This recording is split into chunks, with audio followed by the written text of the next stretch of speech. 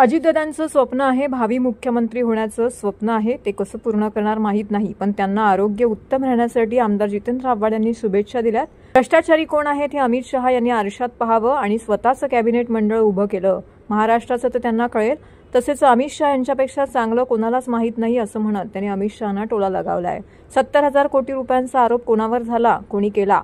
त्याचबरोबर nationalist corrupt party कोण म्हणाले होते? शरद पवार यांचं नाव घेतल्याशिवाय महाराष्ट्राचं राजकारण होऊ शकत नाही हे शहा यांना समजलं आहे। इलेक्ट्रोल घोटाळा भारतातील इतिहासातील सर्वात मोठा घोटाळा आहे। सेबीचा घोटाळा यावर काहीतरी बोला। तसेच दंगल पेटवली, तसेच विशालगडावरती दंगल पेटवली याबाबत कुणीही काही बोलत नाही। कावड यात्रेच्या दरम्यान प्रत्येकाने गाड्यांवरती नाव लिहा अशी एक नवीन मोहीम त्यांनी सुरू केल्याने त्याच्यावरती देखील आमदार जितेंद्र आव्हाड यांनी टीका केली आहे।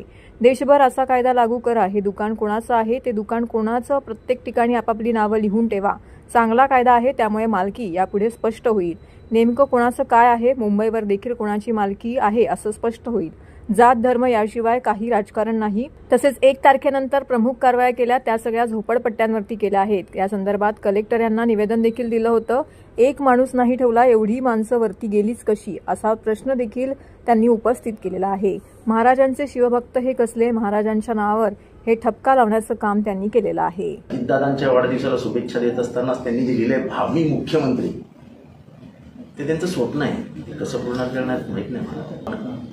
वाढदिवसाच्या काय बोलू नये, ठीक आहे, त्यांना मी त्यांच्या चांगल्या निरोगी आयुष्यासाठी शुभेच्छा देतो। भ्रष्टाचाराचे सरगणा अमित शहांनी स्वतः आरशात बघितलं आणि मागे कॅबिनेट उभं केलं महाराष्ट्राचं, तर त्यांना एक्झॅक्टली कळेल की सरगणा कोण आहे।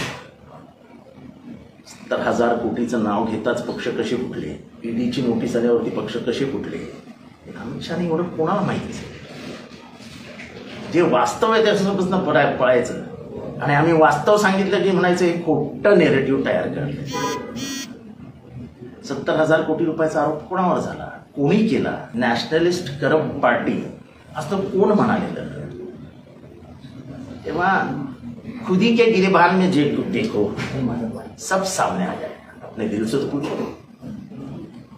पवारांचं नाव घेतल्याशिवाय महाराष्ट्राचं राजकारण होऊ शकत नाही हे आता अमित शहांना पण कळलं। म्हणजे एकेकाळी जे गोपीनाथ मुंडे करायचे पहिलं शरद पवार, तसं अमित शहा आले की पहिलं शरद पवार, दुसरं काय नाहीच आहे महाराष्ट्रात। अहो तुमच्या तो जो ह्याचा घोटाळा आहे, स्कॅम, इलेक्ट्रॉल स्कॅम घोटाळा, जो भारताच्या इतिहासातला सर्वात मोठा घोटाळा आहे। नंतर सेबीचा घोटाळा, याच्यावर काहीतरी बोला, कधीतरी बोला। फार वेळ बोलू नका, पण कधीतरी बोला। लोकसभेमध्ये कशा अडचणीत हे दोन स्कॅम निघाले की, तेव्हा त्याच्यावर बोला ना काय। परवा जी दंगल मी पेटवलीत त्या विशालगडावर आणि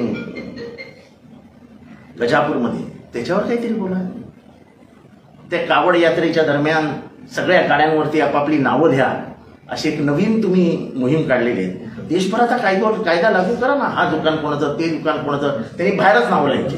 हा कायदा पूर्ण भारतभर काढा आता, चांगला कायदा आहे। मालकी स्पष्ट होईल मुंबईतली पण कोणाच्या काय ते, म्हणजे मराठी माणसांना पण कळेल त्यांच्या हातात राहिले किती। जात धर्म याच्याशिवाय काही पुढचं राजकारण नाही का? आणि खोटा नरेटिव्ह आता कोण सेट करते हे जरा खोटा नरेटिव्ह म्हणणाऱ्या आमच्या सगळ्या बीजेपीच्या सहकाऱ्यांना विचारा। आणि आम्ही वास्तव सांगितलं तर खोटा नरेटिव्ह। शासनाने स्वतः पोलिसांना हाताशी पकडून, जिल्हाधिकाऱ्यांना हाताशी पकडून विशालगडाची दंगल पेटवली आणि पोलिसांच्या संरक्षणाखाली गजापूर लुटलं असं म्हटलं तर काहीही मी खोटं बोलत नाहीये।